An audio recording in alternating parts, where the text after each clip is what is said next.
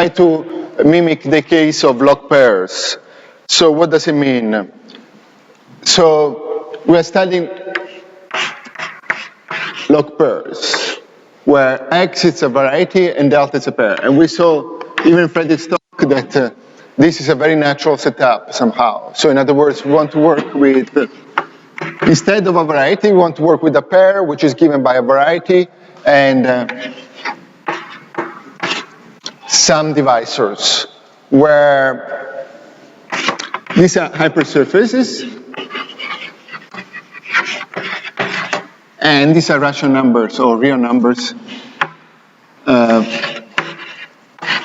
within 0, 1. Sometimes we include 1, sometimes we don't. Okay, so X delta is log smooth.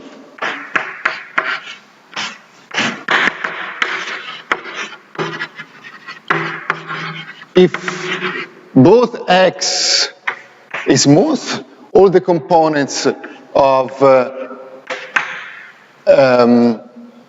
delta are smooth, and the SI made transversally.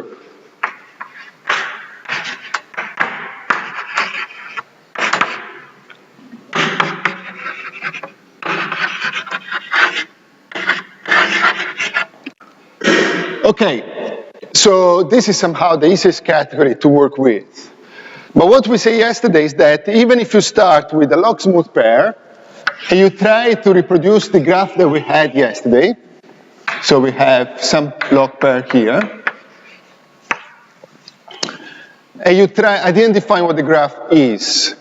We're going to do it later, but somehow there are some errors, which unfortunately is not as simple as blowing up anymore, but is something that comes from MMP, which is either divisorial contraction or something else. But this operation, as soon as you start, drops the assumption of being log smooth. So even if you start from something log smooth, you're going to get something which does not satisfy this property anymore.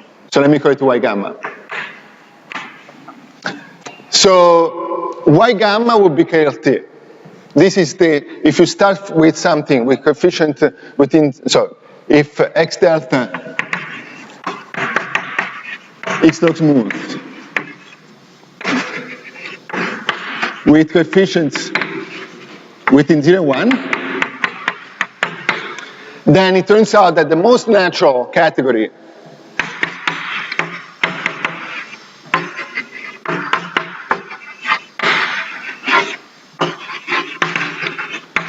to study in order to create a graph similar to this one is the category of KLT pair. I mean, to run MMP.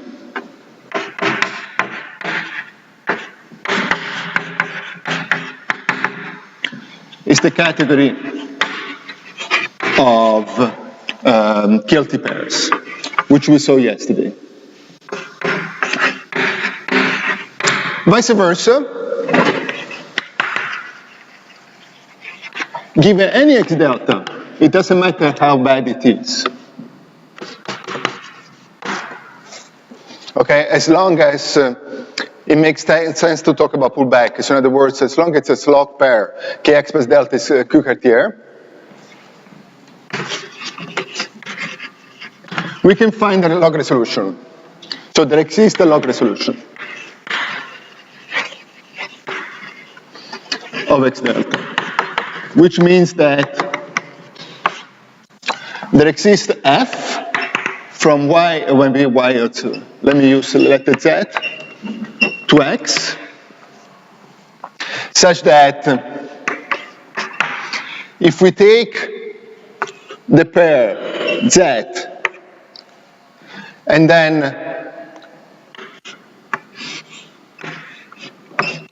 delta Z, which is the strict transform of delta,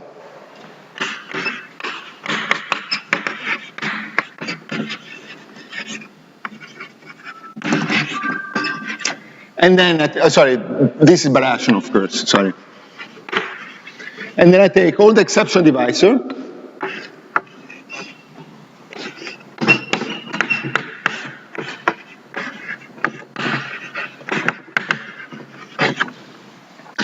then this pair is log smooth.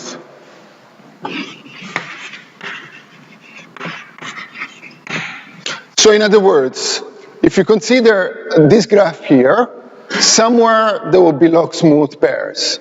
It's not only log smooth pair, but there will be at least one, of course more than one, which is log smooth.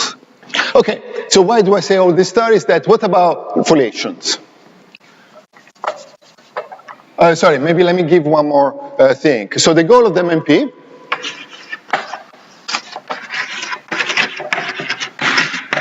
is to show that, well, there are many goals, but let me say that the most important one is the one, remember there are two cases, also in Frederick's talk appeared. There are two cases given by the fact that it is effective or not effective. So let me just say that if Kx, let me write, Kx plus delta psi effective. Let me remind you what it means. I'm going to use the same notation as yesterday. So this means that if we take any ample and we look at this function here, this is non-zero for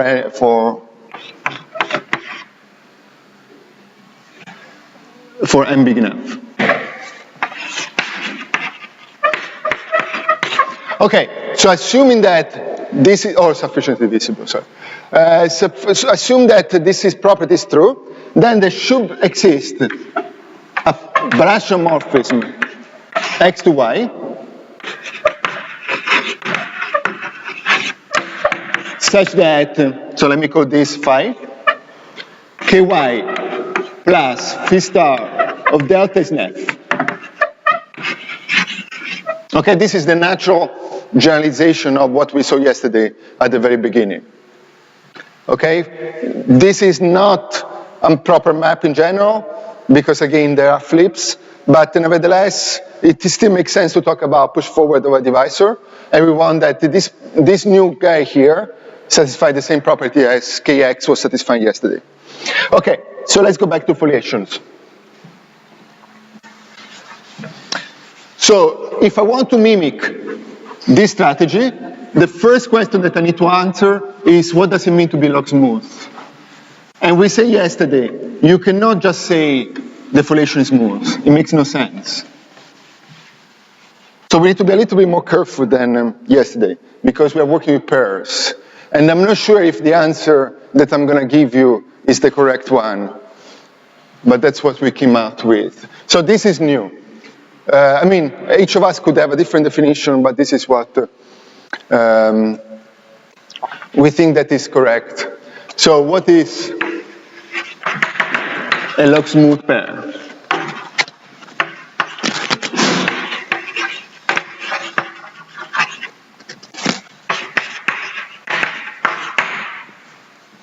Okay, so in such a way that I can start my mirror model program, in such a way that I hope to be in the correct category. So I tell you in advance, we assume X to be smooth. We will assume X to be smooth. And also there will be a delta, and we will assume that X delta is log smooth. But what about F? So let me tell you what are the singularities that are meted. And this is going to be a little bit technical, but it turns out to be the best, I mean, the only way to do resolutions somehow.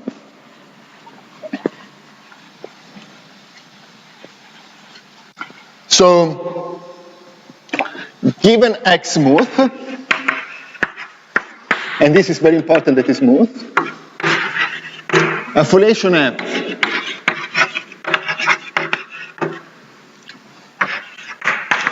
on X as simple, this is the definition, simple singularities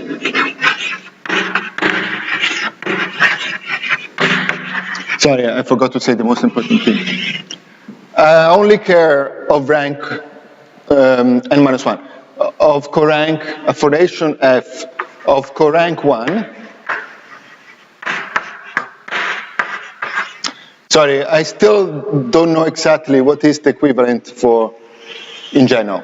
But our goal is to study co-rank 1 foliation, so I'm going to focus on this from now on. A single singularity, so yesterday we saw that the foliation of co-rank 1 is defined by one form. So if locally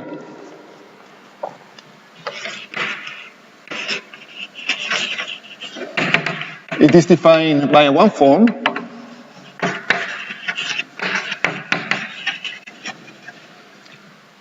of type, so there are two possibilities. One is the straightforward generalization of what we saw yesterday. So there exists lambda I. Pretty much this definition, I will give it once, I will never use it again. But I cannot talk about foliated, log-smooth foliation if I don't talk about this definition. So sorry about that. So if there exists lambda I in C star, such that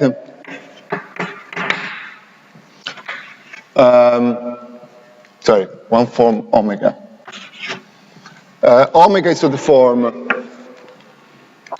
x1 times all the way times xr.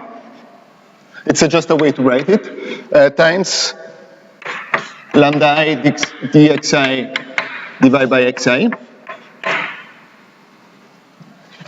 where I goes from 1 to r, where of course r is a number within 1 and r, or maybe, yeah, maybe 2 actually, otherwise it's not, sorry. N is the dimension of x, and also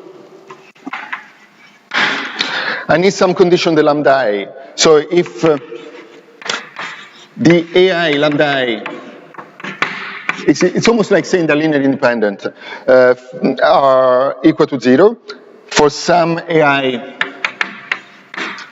non-negative integers, then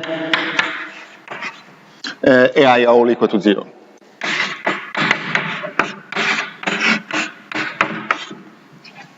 So if you remember, yesterday we saw something very similar in two variables, actually exactly the same thing in two variables. So we had, in two variables, everything's much easier because you only need one lambda after dividing. And we say something must be not a positive rational number. This is exactly the same meaning. Of course, you have more numbers, so you need to be a little bit more careful. But this is exactly the generalization of what we saw yesterday. Okay? And the second possibility, this is a singular foliation at the point, at the origin. Why? Because it vanished, this form vanished at the origin.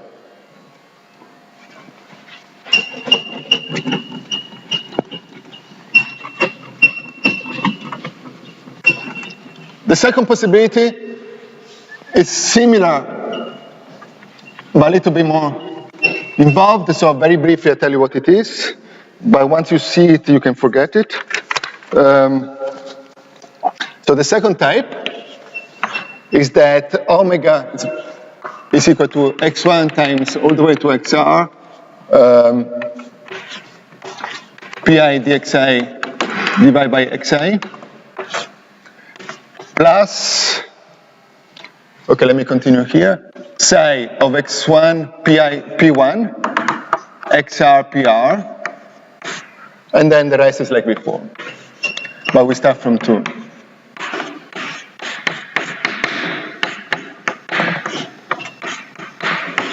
Okay, so what is this? Where again r, it's a number within 1 and 2 and r, and n, sorry. Pi are positive integers with no common factors.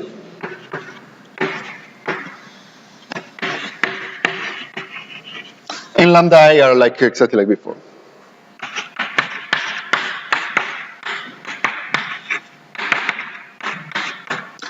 Okay, why do we do all this? Because now I can answer this question, at least what we believe is the correct answer to this question. And then I'll tell you why this is the correct, what we believe is the correct answer to this question.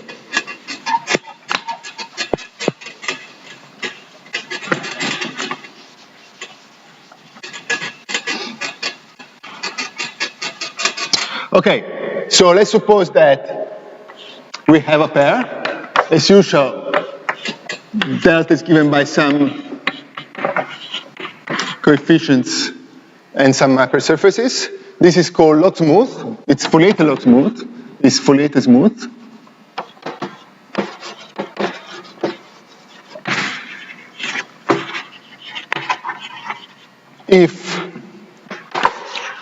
So this notation, it's a bit, we should add x in the same way that here, no, it's gone.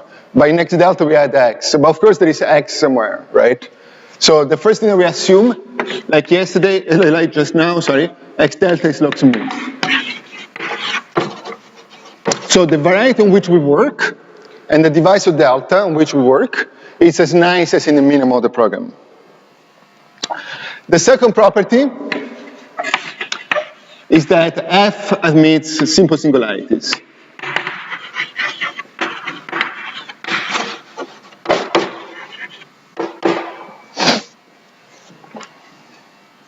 Okay?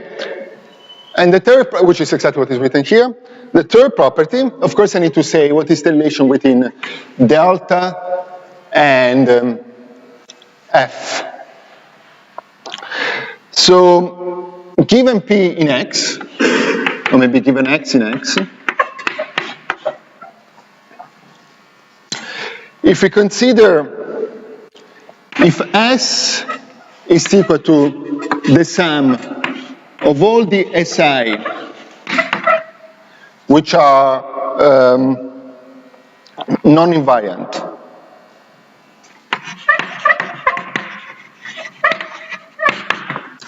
plus the sum of all the separate traces, so let me call it sigma A, which pass through X,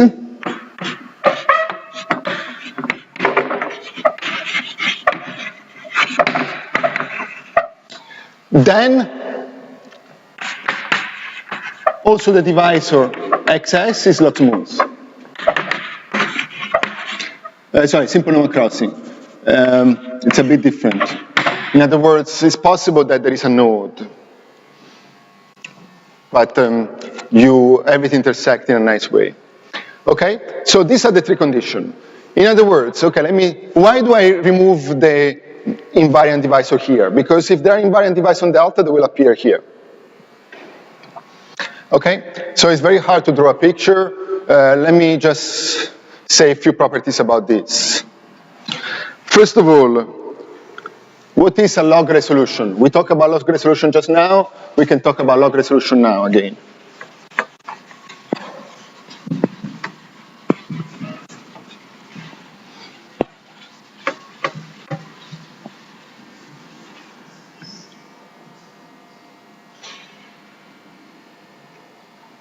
Okay, so maybe let me call it, given any foliated pair,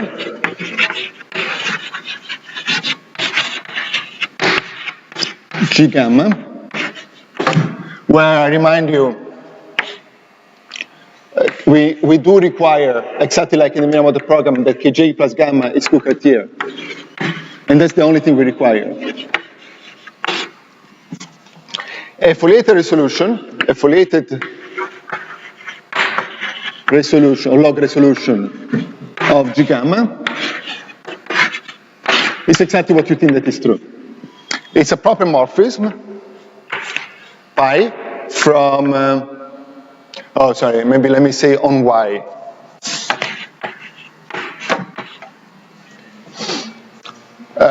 It's a morphism from X to Y. Of course, proper birational.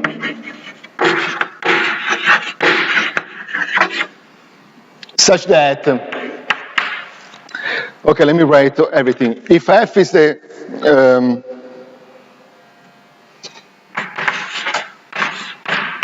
induced foliation,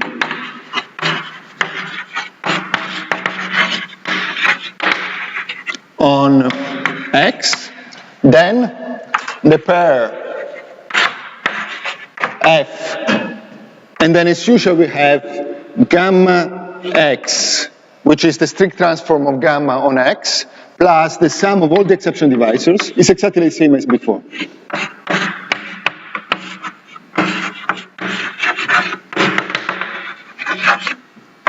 It's log smooth. Okay, I didn't say that this guy exists, but it's in dimension 2 everything's easy. So let me just say that in dimension 3 it's known to exist, and this is a big theorem.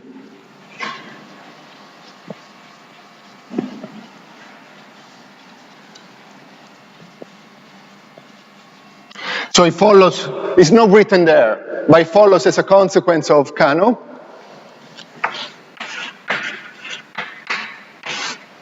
A paper by Kano, which shows that in dimension 3,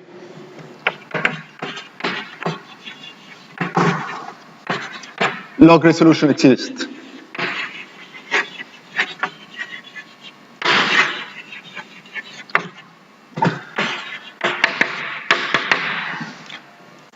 Okay, so of course when I say dimension 3, I always say rank 1, sorry, co-rank 1, because this is the only way, this is the only, I define simple singularities only for co-rank 1. And this is why I couldn't say I just want type 1. I need to work with type 2 as well. Okay, so this is why we believe it's the right setup. Okay, so now let's see some property. So maybe you know that if you have a log smooth pair, well, I also mentioned before, if this is log smooth and the coefficient of delta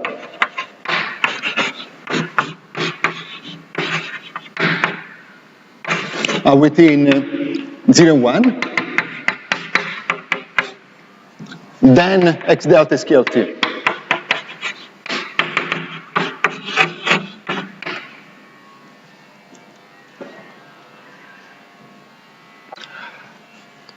But unfortunately, this is not true for foliations. And I will try to explain why, what can happen.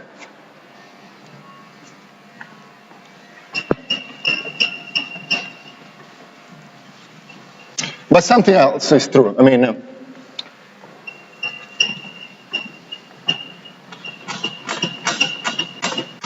So let me first, simple singularities are canonicals.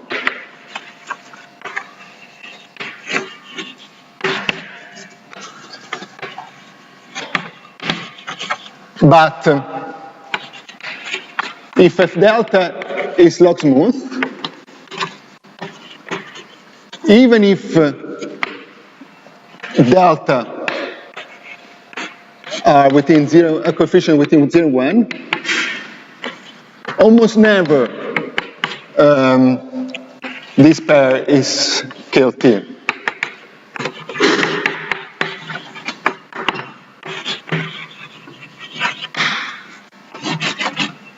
Okay, so let me try to explain why this is the case. This is even in the case of surfaces possible. Possible to find a counterexample. Actually, almost all the examples are counterexample.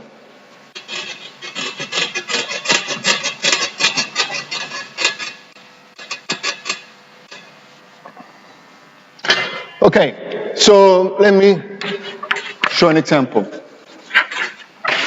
So consider X surface. F, a foliation of with simple singularities.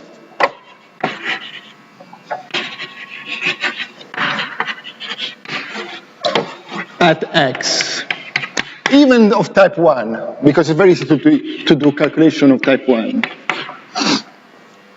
Okay, and let's suppose that delta is equal to 0. Then let's take the blow up of X. So what I get is a morphism from X tilde to X. Let me call it pi, maybe. Where of course X tilde is still it still has a simple singularity. I mean, they're still smooth, and the foliation induced is still simple singularities. But if you do the calculation is very easy because you can do everything by looking at the one form that I gave you. It's easy to show that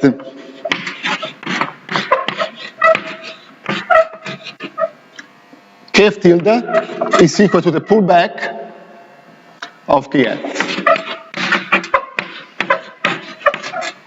So you see it's canonical. If you remember the definition of canonical, it's canonical.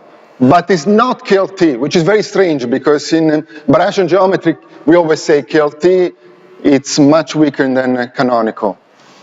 But it's not true for foliation. And why is that? I mean, I need to explain why KLT does not imply canonical. No, sorry, the other way around. Why canonical does not imply KLT?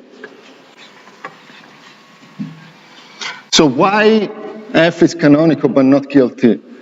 Well, I just need to look at the definition of KLT. So let me recall you one more time the definition of KLT.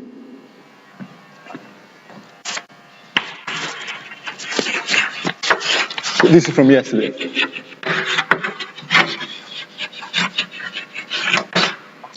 So if you have F delta, and you have phi from y to x,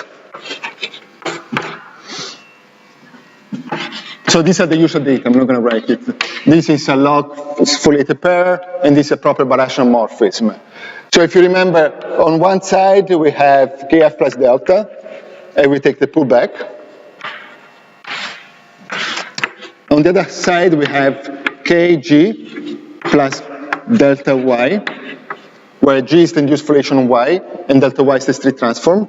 And then as usual I need to add some divisors, which are exception.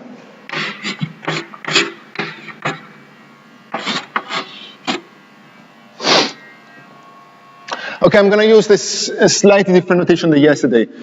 Sorry. I'm going to put a minus here, and then I will define it as EI. Sorry, I don't have enough space. F delta times EI. Maybe minus, let me put it here. So it's very similar to what I saw yesterday. But I'm going to call it, I put a minus instead of a plus, and I put this name here. So this number here is called a discrepancy.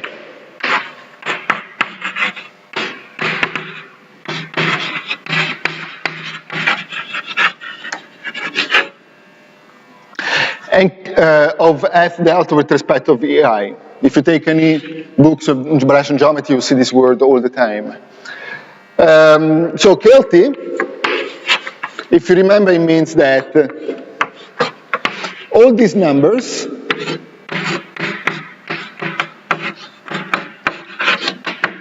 are less than, sorry, greater. I use the opposite notation, so greater than minus epsilon EI. Where I recall you that this number here is equal to 0 if EI it's not, if EI it's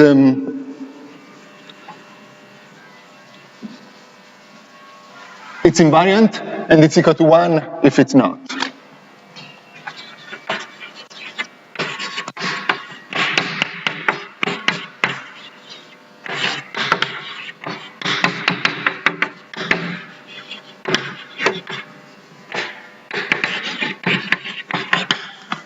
Okay, so let's go back to the example before. So if you remember yesterday, we say that if you blow up a point, usually the exception, if the singularities are not too bad, in particular simple singularities are not too bad, the exception divisor, it's always invariant. Okay, in the example before, if you blow up a point, if you blow up a curve, it's a different story. But of course, on a surface, you can only blow up a point. Epsilon E is equal to 0. Okay, so now you put things together. You see that delta is equal to 0, so delta y is equal to 0. This number here is equal to 0, because it does not appear in the formula there. So, but this guy here, again, delta is equal to 0, this is equal to 0. So you have 0 is greater than 0, which is not true. So F is not guilty.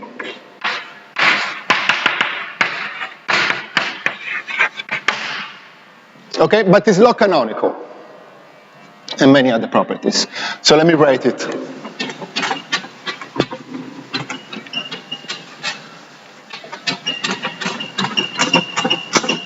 So exactly like in the classic MMP, we say that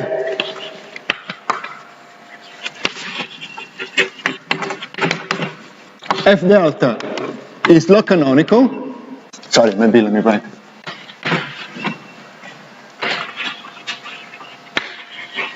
If this number here is greater or equal than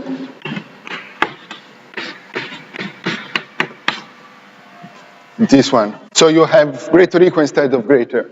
And then, of course, you can check that this guy here is log canonical. Actually, you can check this lemma if you want. It's an easy lemma. If F delta is log smooth, I need to assume a little bit more. None of the components of delta are invariant. We never like components of delta to be invariant. It will be clear in 1 minute.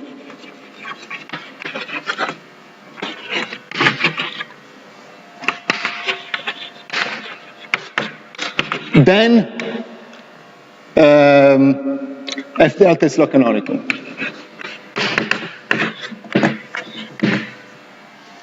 Okay? So somehow this seems to be a more suitable place where to do MMP. Actually, it turns out that this is not even the right place. It's DLT. Some of you have heard this word before in the middle of the program. So we introduce a new set of singularities, which is in the middle between log canonical and KLT. It's called DLT, but I don't want to bore you too much with this stuff. Okay, so now we understood what are the singularities to work with. Now the next question is, what can we do? What is the MMP? So now let's run MMP.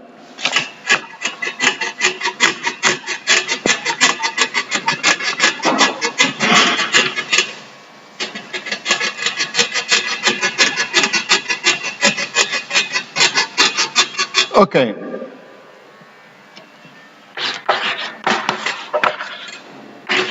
Let's start with surfaces. And I tell you, I'm going to talk very little about this because this has been done quite a few years ago. I think the main person in this business is McQuillan, but there are many other people. For sure there is Brunella, Mendes, and I'm sure that I'm forgetting someone.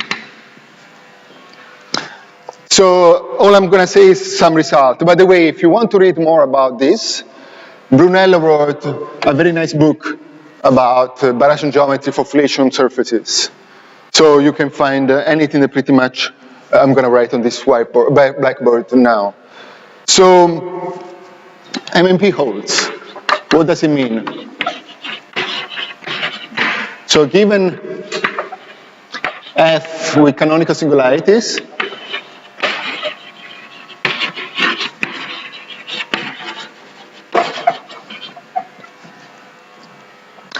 if Kf is set effective, remember this means more or less that one multiple Kf has a section. It's not true. You need to add an ample, but something like that. Then there exists a nice map from X to Y such that if G is the induced foliation,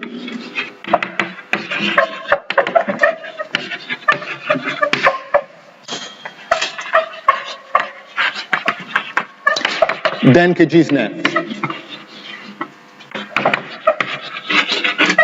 But you need to be careful. There's a price to pay, as usual, and the price to pay is that Y might be singular. It's going to be always KLT.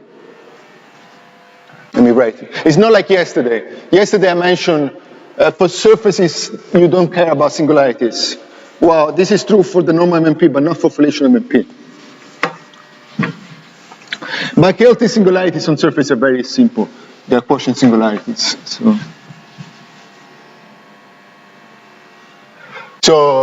But y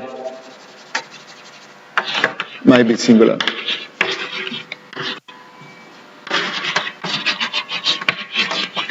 Also, I should say that there is a similar story for pairs. Similar, what am I writing?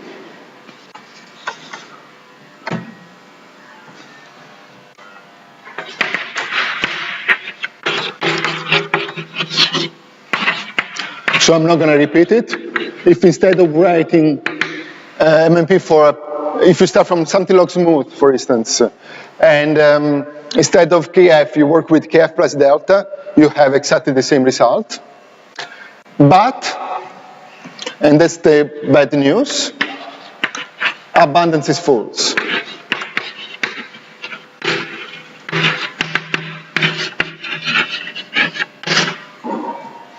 What does it mean? It means that there exists f on x. Actually, even in the easiest case that you can possibly imagine, in Barashian geometry, this is KF, sorry, let me write it and I will explain. There exists f on f such that KF is big and f, but not semi-ample. You can even find other example, but I'm going to explain why this is important.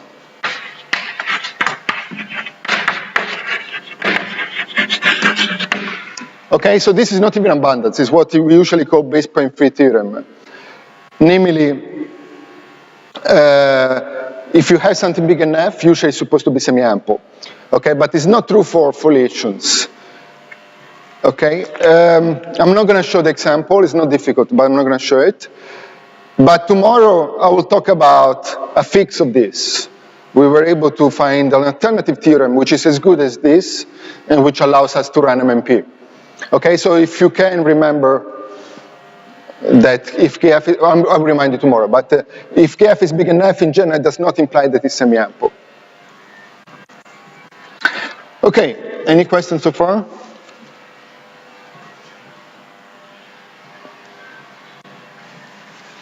Okay, so let's try to start MMP for foliation in dimension 3.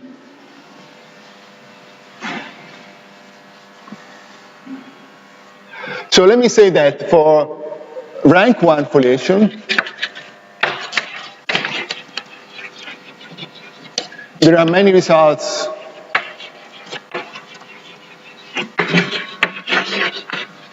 due to Bogomolov McQuillan.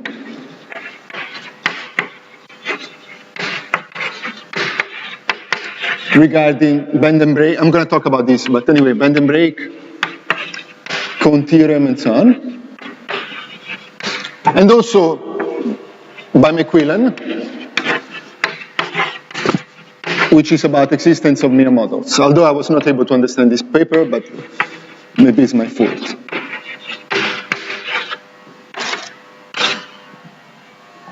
Okay, so for rank 1 foliation, the situation looks quite good. So what we're going to do now is the next case, rank 2 foliation. And since we only have log resolution in dimension 3, I'm only going to talk about dimension 3. So from now on, my foliation will always be on a threefold of rank 2.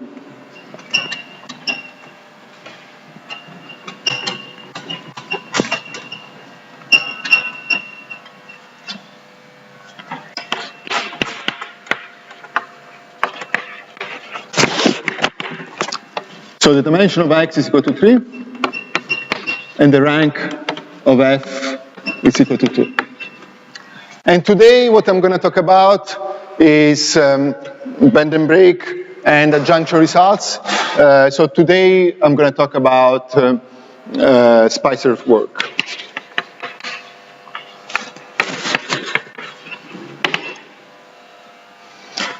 Tomorrow we will talk about my work with him. Okay, so let's start. So let me start from adjunction.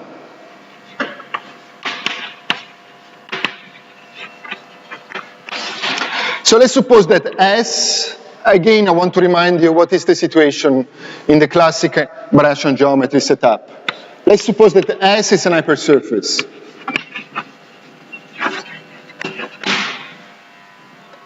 Okay, so it's not true in general. Let's suppose everything is normal at the very on X normal. I mean, let's not do too fancy stuff. It's not true in general that Kx plus S restricted to S is equal to Ks plus 2Ks. Sorry, this formula is wrong.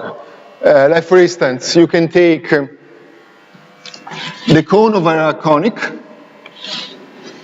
or in other words, the the contraction of the -2 curves on F2. And you see that if you take S to be the line through the origin, and P is the vertex, then a very simple calculation showed that, and this is X, of course, Kx plus S restricted to S is equal to Ks plus 1/2 of P. Okay, you need to add an error. Now, the error is well understood, at least in many of the, it's a codimension 1 error, so it's not too bad. So the error is called diff, is Shokuro contribution. So this is a Q divisor. This is one of the reasons why we like to work with log pairs.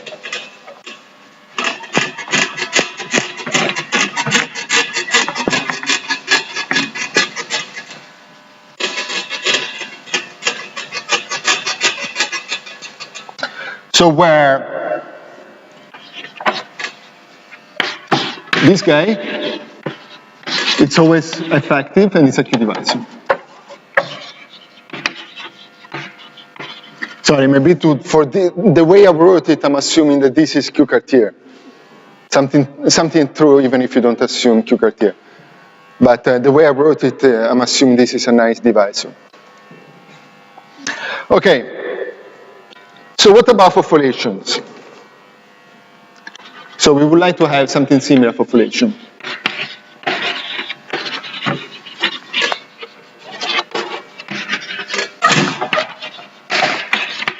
And I tell you in advance,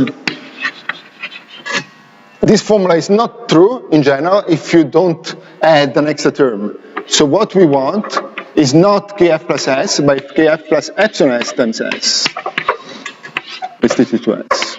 And this will be equal to scale of something plus some diff, which I'm going to call it. This is for some foliation on G, sorry, on S, and theta will be greater or equal than 0.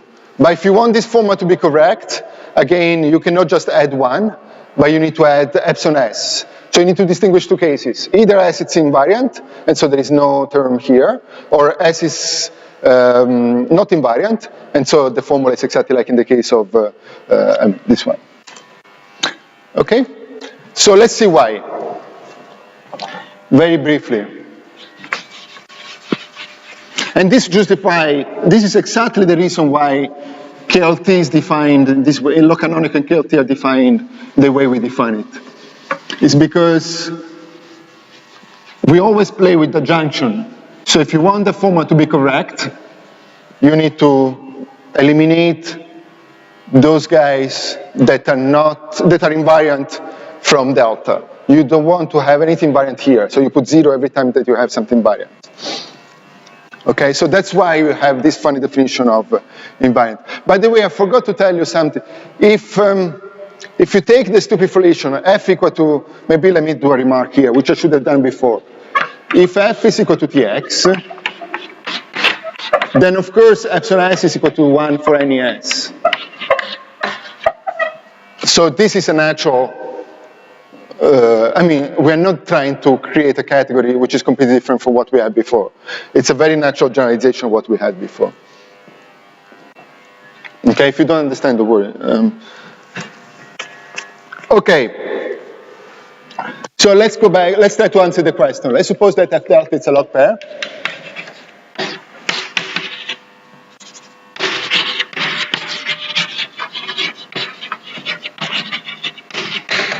And let's suppose that pi, I want to do it in the more general case It's a morphism from y to x, such that, first of all, pi of x is not tangent to, sorry, pi of y. I'm not assuming it's surjective. It's the first time that, and it's very important that you not assume it's surjective. So it's not tangent to f. And the second property is that pi of f is not contained in the singular locus of x.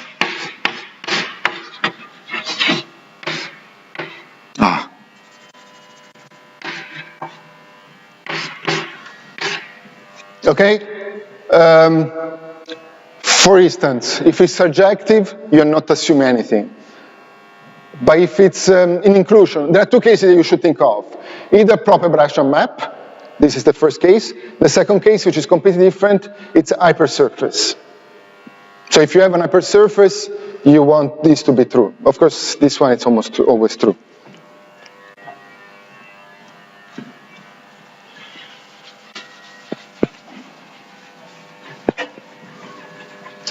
Okay, if you remember, a foliation of rank 1, sorry, of corank 1, is defined by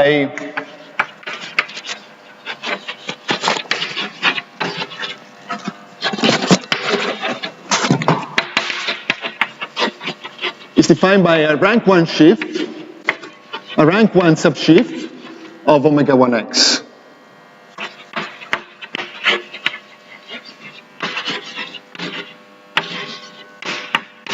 So let me give it a name, sorry, L. Okay, but you also have a map from, sorry,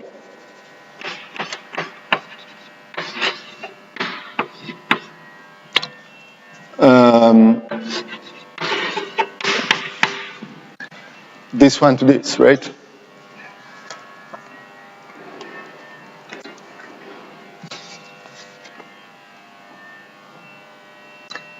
Maybe I'm doing something wrong here. Okay. So what I'm trying to say is that this inclusion, always, if you, under these two properties, it follows that there exists a natural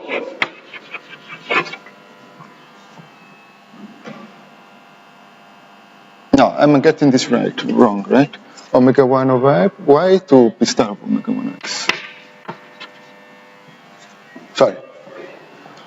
So there exists a natural rank 1 subshift of omega 1 of y induced by L.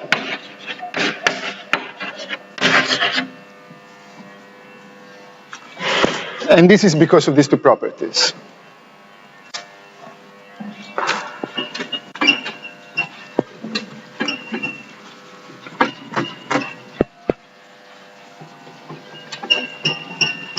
Okay, and this, by taking the saturation,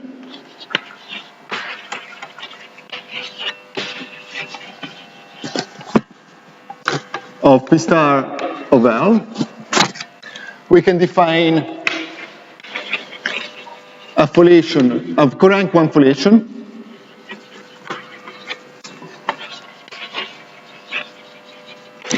on Y. Okay? So this will be my, in this case, this will be the sum foliation of, or just now I say sum foliation on S. It will be the pullback on Y. But you need to take the saturation. So if we define theta to be equal, and here, okay, let me write it first and then I will, so let me define a corank 1 foliation. Let me call it Fy on Y. So I'm going to talk about n star, this is a very bad notation, but bear with me, minus pi star n star of f. So this is a definition. So what is this? So I treat this as a divisor, okay? So for me, n star of f, it's a very bad notation, but we get used to it. It's the C1 of the conomo of f. So this is although there is this dual, strange dual here, but it's not a dual. It's just the C1 of the dual sheaf. Okay, so it's just a symbol. You should think of it as a symbol more than a dual. Although, of course, it's minus something, but that's not very important. Okay, so this notation makes sense. Well, because we're taking the saturation, this is always effective.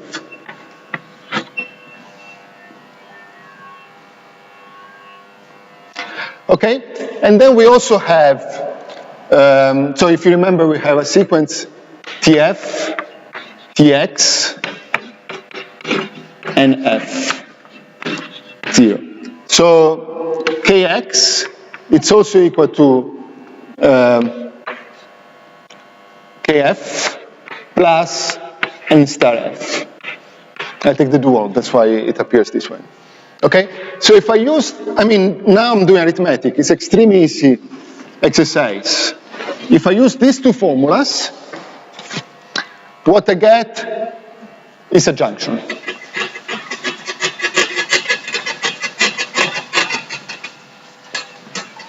There is a little bit to check. You need to worry a little bit about singularities. But besides that, it's as easy as this. So combining these two formulas, we obtain that. I'm just going to copy, but it's really nothing but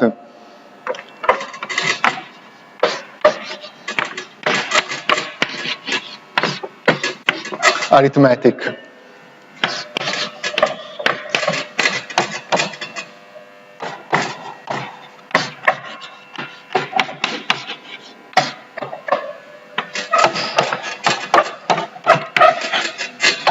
Okay, so you should check that this is, oops, I wrote this wrong.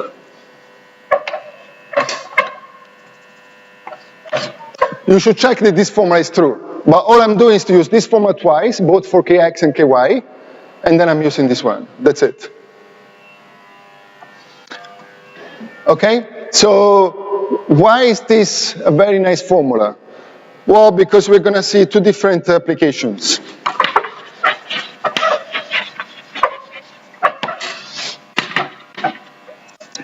This first one is, as I told you, let's assume that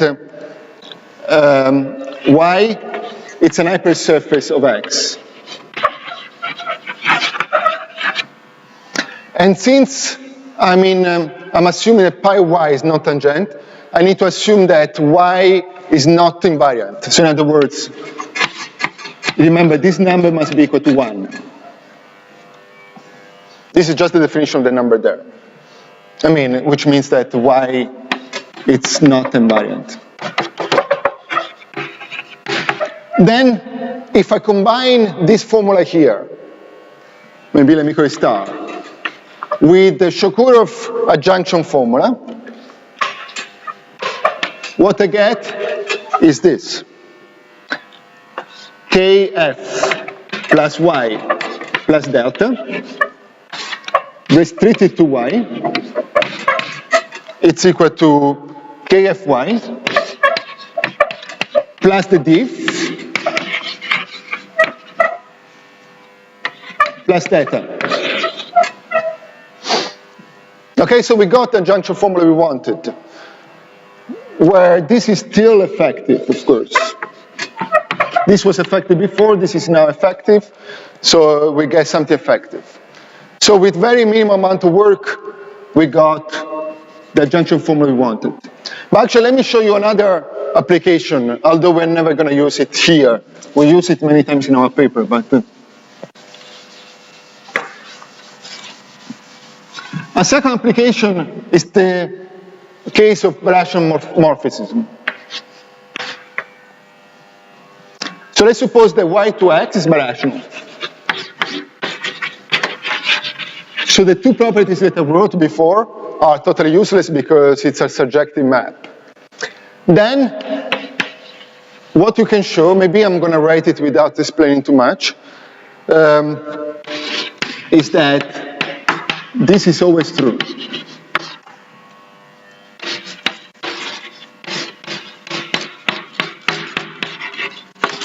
Where this is the discrepancy for foliations.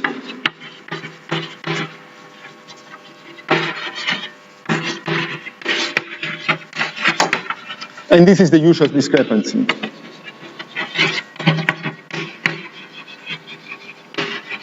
Okay, again, you just do the calculation by using star. So this is by star. Okay, so what do we care? We care because if F delta is QLT, then automatically X delta is QLT, and so on. If it's log canonical, then it must be log canonical, and so on. If it's canonical, it must be log canonical, and so on. Okay, so again, by a very, very simple calculation, we get something which is handy, useful. Okay, so let me say, I talk about junction in the case of non-invariant divisors. There is an adjunction, a subadjunction, or maybe I don't have time to talk about it. So let me talk about adjunction in the case of invariant divisors, sorry.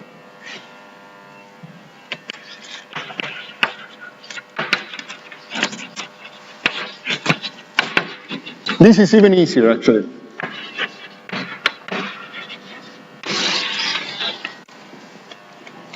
So let's suppose that S is an hypersurface with epsilon S equal to 1. Equal to 0. Just now we did the case equal to 1. Now we're doing the opposite case. So this means that S is invariant. If you remember, yesterday I gave you the definition. So let me remind you the definition. The definition is that if you consider TF and you consider TX, I can restrict this. There is a map from TF to TX, given by the fact that F is a foliation on X. If you restrict to S, then by definition this factors through TS.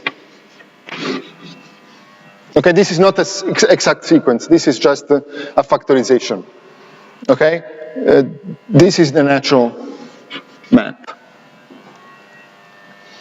Okay, so now let's take the second wedge.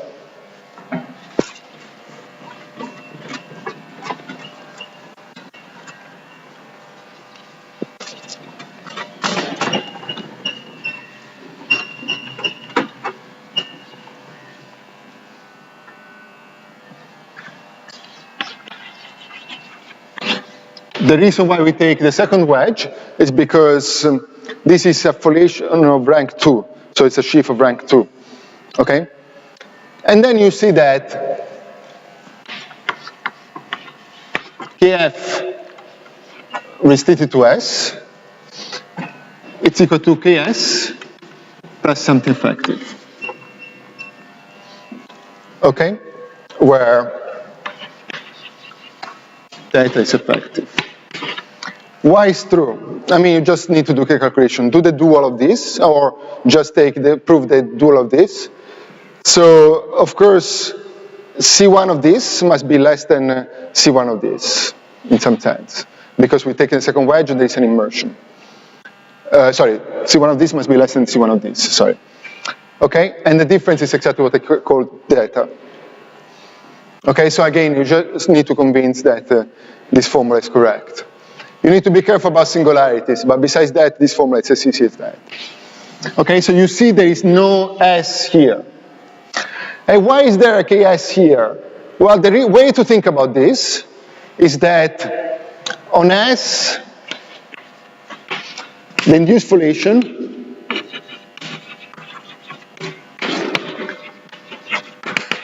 is just G equal to Ts. Okay, because you have a rank 2 foliation. Usually if you take a random hypersurface, it will be still rank 2 foliation. sorry, a co-rank 1 foliation. But if it's tangent, then there will be still a rank 2. And so what you get is the trivial foliation. Okay? So you have two different kind of, the format that we had before. Here we have Fy, where this is a rank 1 foliation of Y. And here we have TS, where this is the only rank 2 foliation on S. Okay, so we proved adjunction. And now I would like to show some application.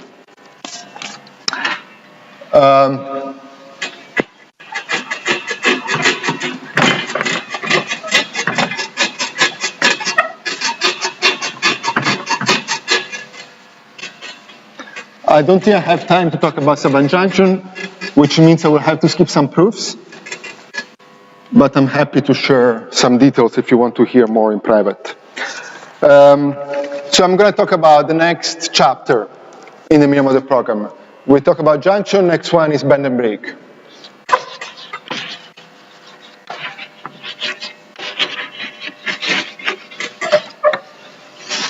So let me remind you Morris' theorem.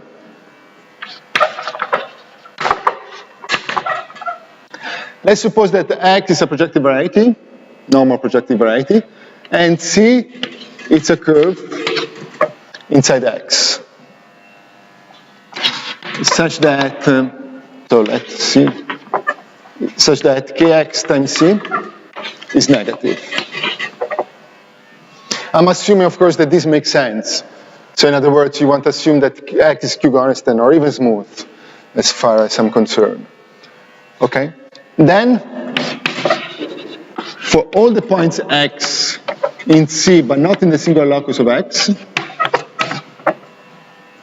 there exists a rational curve.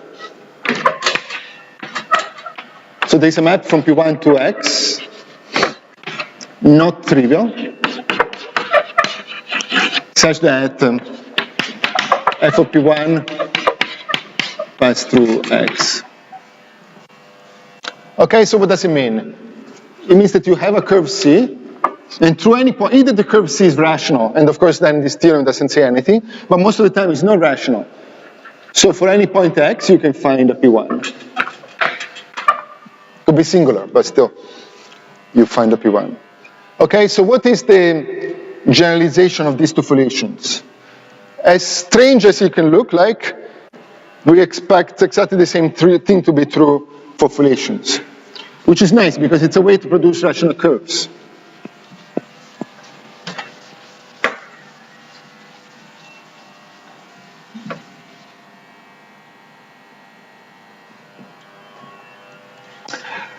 So the conjecture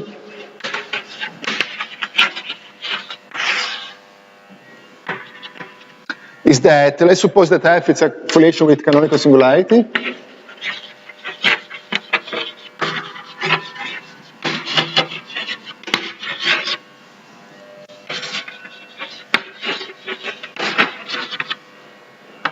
Yeah, maybe here I should have assumed X is canonical. Sorry. So let's suppose that C is a curve such that Kf times C, so this is on X, is negative. And let's suppose that X is a point which is not in C, sorry, which is in C, but not in the singular locus of X, nor in the singular locus of F. So most of the point, if C is not containing one of these two guys, most of the point will do. Then there exists, well, exactly like before, but it's even stronger. A map from P1 to X, of course, non-trivial, such that X is contained inside of P1, and somehow the curve is tangent, sorry. And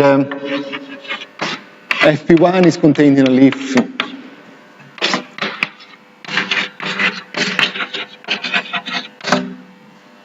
of F.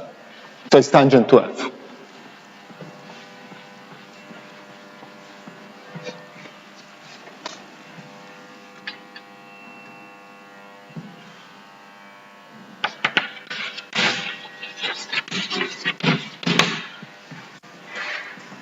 Okay, so it seems so strong that we wonder what are the evidence of this. Of course, for surface it's okay, but actually in a much more general setup, for rank 1 foliation is true. And this is true to Bogomolov-McQuillan.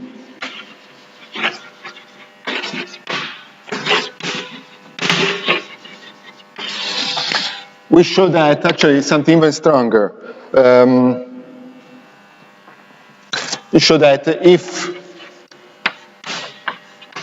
TF restricted to C is ample, then, if for any foliation, given a foliation F,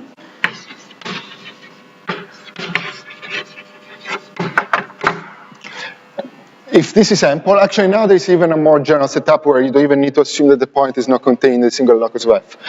But I suppose that X is like before.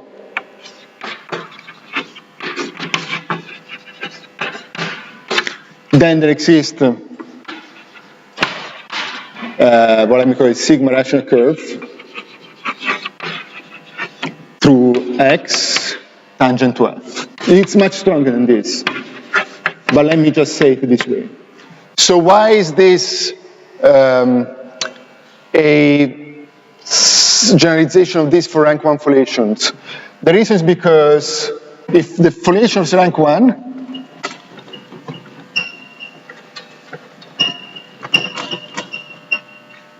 to say that it's ample, to say that TF restricted to C is ample, is exactly the same as saying that KF times C is negative. Okay, so as a corollary, we obtain the conjecture. This is called bend and break. So bend and break holds for rank 1 foliations.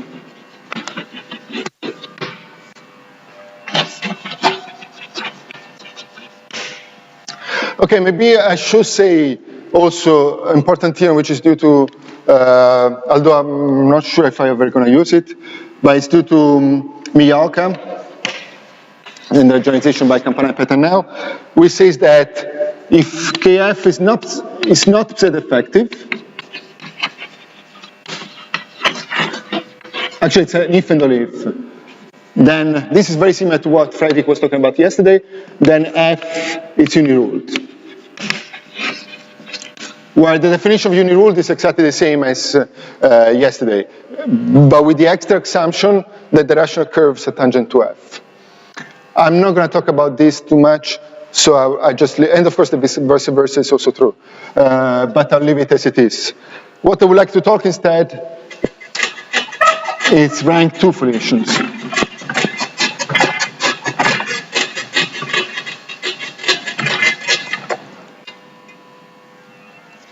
So this is due to Spitzer. Bend and break holds for foliations of rank 2 on a threefold.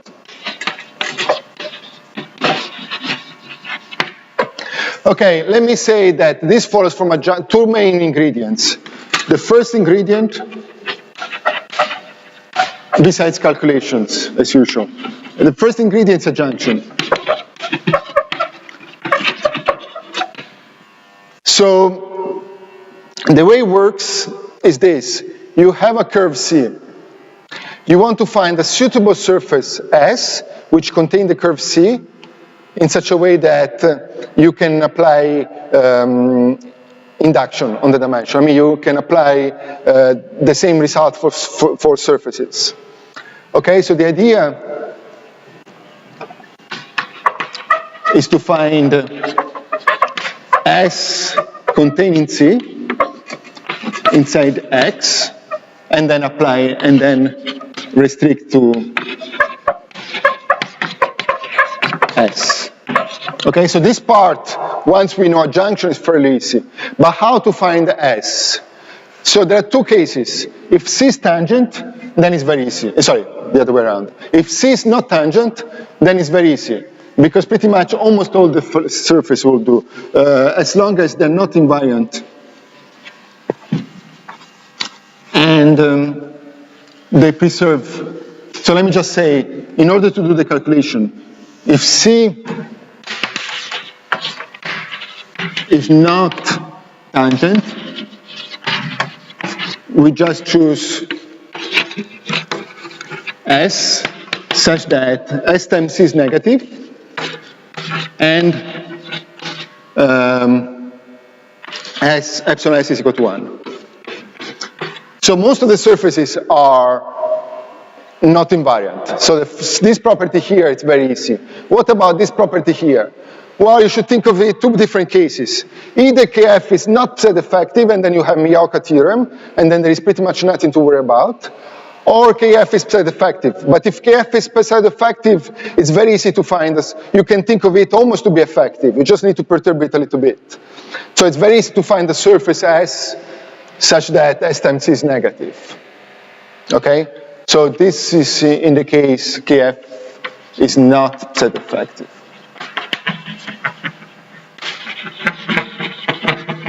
So let me say this part of the proof is very easy. Well, I mean, it's not difficult.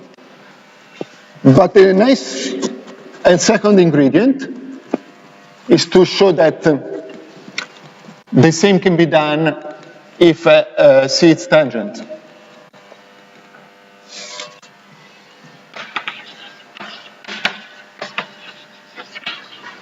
So if C is tangent and C is not contained in the singular locus of F, then it's also it's also quite easy, because you just take a leaf that contains C.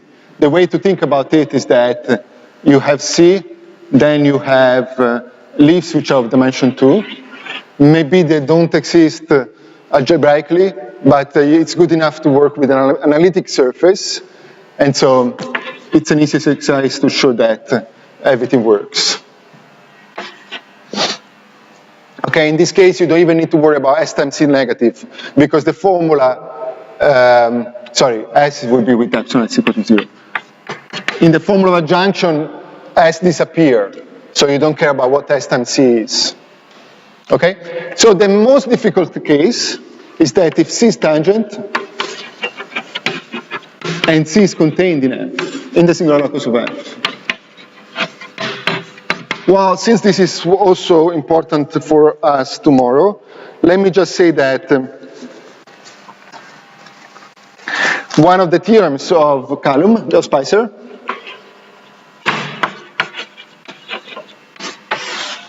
is that if F has canonical singularities,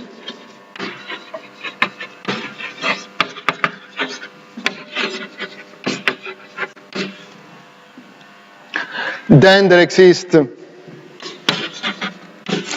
separatrix S contains C. Okay? It's exactly the same as before. But when C is contained in the singular locus of F, this is something that needs to be shown. It doesn't follow from the definition of foliation, but it really requires quite a bit of work. Maybe I should say that although it's the theorem by Spicer, it very much follows some idea of Kano. Okay, but it's a very nice result which will play a role also tomorrow. Let me just say that there might be more than one separatrix. So the picture, and this is almost always the case, the picture could be even this way. So this is S, but there could be some other surface, S prime, which is tangent to F, and this is our curve C. They cannot be infinite because it's non-decretal. Okay, but still, for this application we just need one. Tomorrow we'll need two. Okay. So I skipped the cone theorem, and now I want to talk about contraction theorem.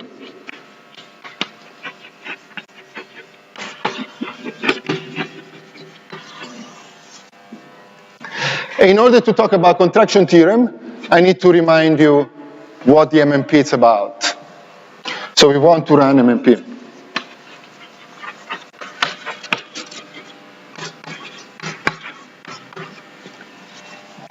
So for simplicity, let me remind you in the next 5 minutes how to run MMP after Mori. The foliation will be pretty much the same.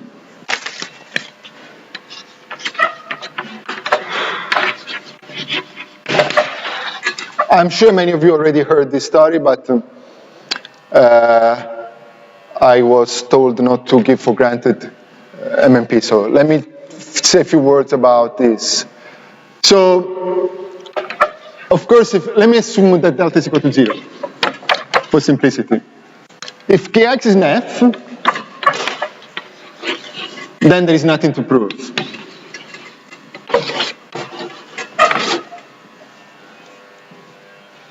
We can stop here, right? Because we already showed that, this is our ultimate goal, is to find something for which Kx is an F. What if Kx is not an F? Well, then by definition, there exists a curve C such that Kx times C is negative. Okay, we can, by the Bender break, we can talk about this curve C, we can say that there are rational curves, and so on. But what is the next step? Well, the next step is to apply what is called the cone theorem. What does it mean? Given A ample,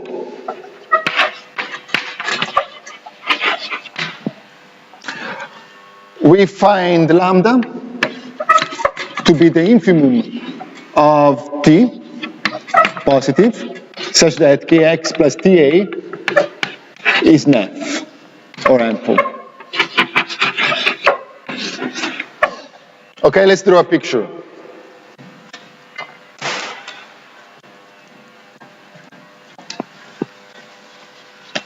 So I'm going to look at the space of all the divisor, and I'm going to do it from above. So in other words, I look at the section. Somewhere there is Kx, and somewhere there is A. And then there is something which is called the ample cone.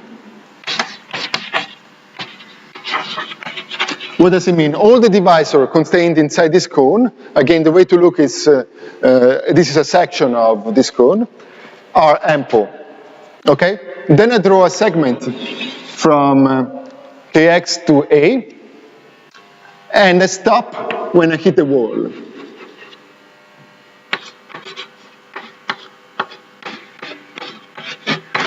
If you take a section, this is exactly what Kx plus lambda A is. So Kx plus lambda A, first of all, lambda is positive, because Kx is not ample, Kx is not an F. And also, Kx plus lambda A is an F, but not ample.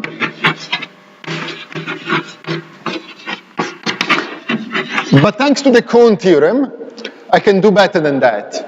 I can even make sure that this is not a face. It doesn't look like, there could be a possibility that if I zoom here, it looks like this, right? So if you think of this to be some hypersurface, there will be lots of curves which has the property that Kx plus lambda A times C is negative. A is equal to 0, sorry. Okay, so by the cone theorem, after choosing a suitable A,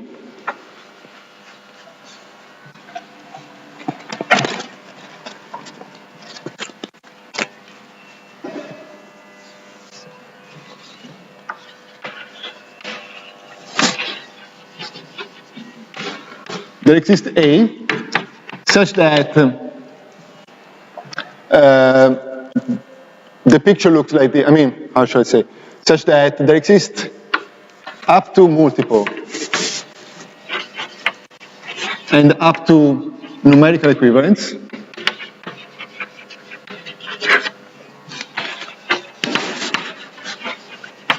only one curve such that C, such that Kx plus lambda A times C is equal to 0. Actually, it's not even clear that it's a curve, but let's take it for granted. Okay, so what does it mean? It means that the picture cannot look like this, but it needs to look a bit like this.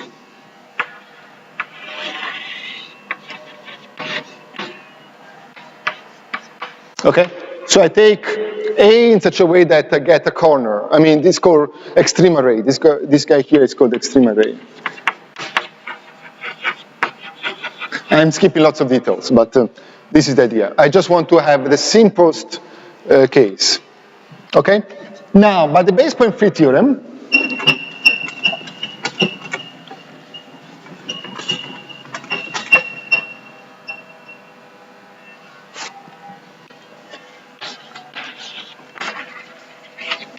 so there are two theorems which I don't have time to talk about.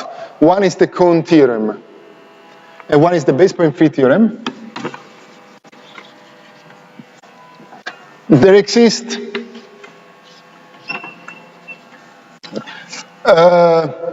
sorry, maybe let me say kx plus lambda A is semi-ample.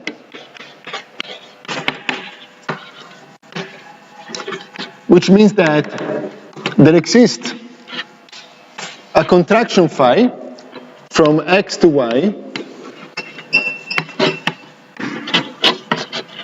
contraction, such that the curve phi of xi, it's a point, if and only if, up to numerical equivalence, C is a multiple of C. So the way we denote this is that C is contained in the array, C is contained in the array given by C. What is this symbol? This symbol here is up to numerical equivalence, and this is just up to rescaling. So what it means is that C, it's exactly the only curve on which we hit up to the multiple. Okay, so it only contracts one curve. Now, if you remember, I'm on one side of the picture, so I'm only care about kx z effective.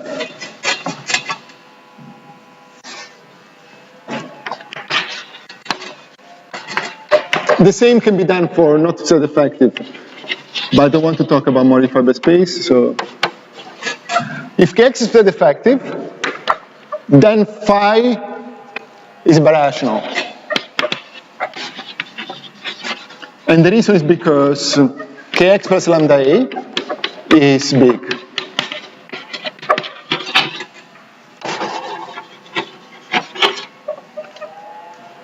Okay, so there are two possibilities. Either phi is a divisorial contraction,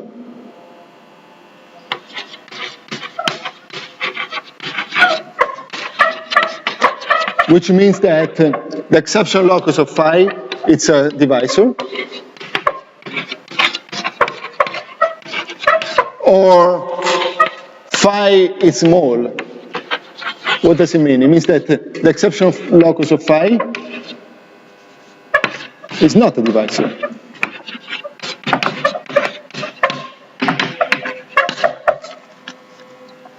Okay, so we obtain this error here. This error here is going to be, in the first case, exactly the error that I was talking about in the big graph that we talked about yesterday.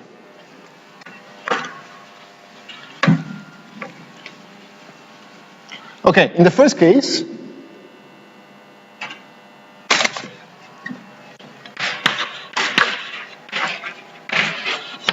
we replace x by y.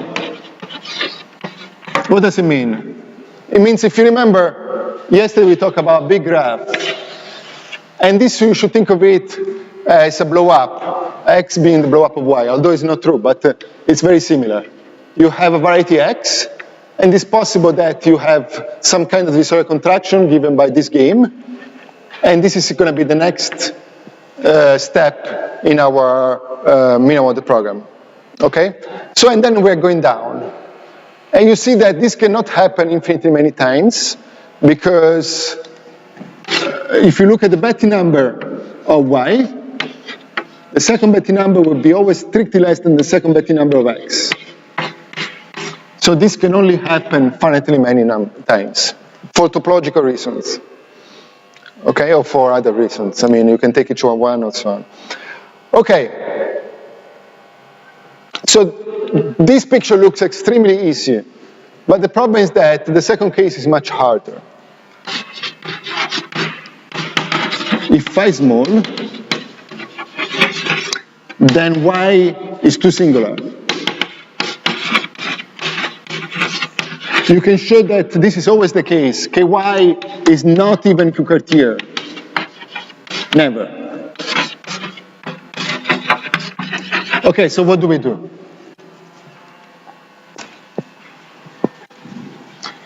Then we need to flip. And this is somehow one of the main contributions of Mori. So we can show that this is a theorem. In dimension 3 was proven by Mori, but it's true in any dimension.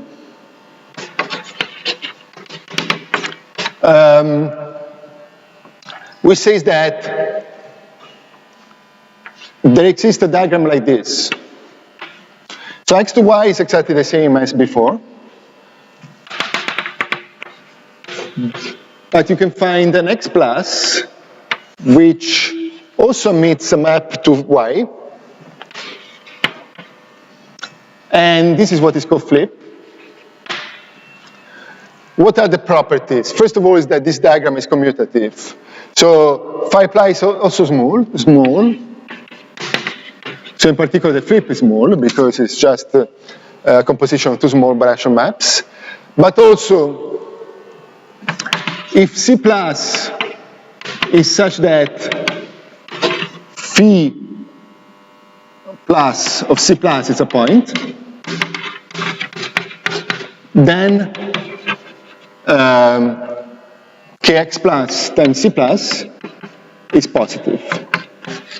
You see, first you had a curve on, remember, kx times C was negative, but now this curve became positive. So that's why it's called flip, because we're removing C and we glue it again with opposite orientation, whatever it means. Okay, so this is also a possible step of the MMP. Sometimes you have this step, but sometimes you have this step here. Okay, and you continue. And hopefully this process will terminate. There are no infinite paths, and you reach your goal, your endpoint, your whatever destination, final destination is. But for divisorial contraction, we have this very easy formula. For flips, we have nothing similar. Okay? So we replace x by x plus, and hopefully after a finite number of steps,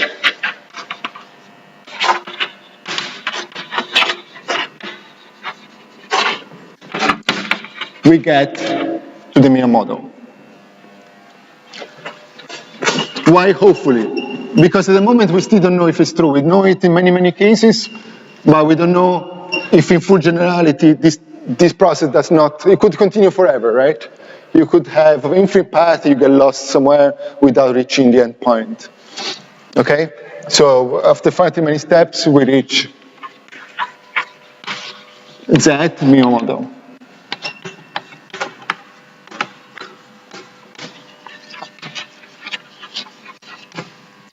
Okay, so the picture, and at this point I'm going to talk about tomorrow, is exactly the same for foliation, and that's why I wanted to remind you this. We're going to play exactly the same game for foliation. We start with Kf set effective, and we say if Kf times C is, if Kf is nef, then there is nothing to do. Otherwise there is some curve CO which is negative, and we do exactly the same game. But of course everything needs to be proven. We need to prove the cone theorem, the base point free theorem, and so on. So I will do this tomorrow. Thank you.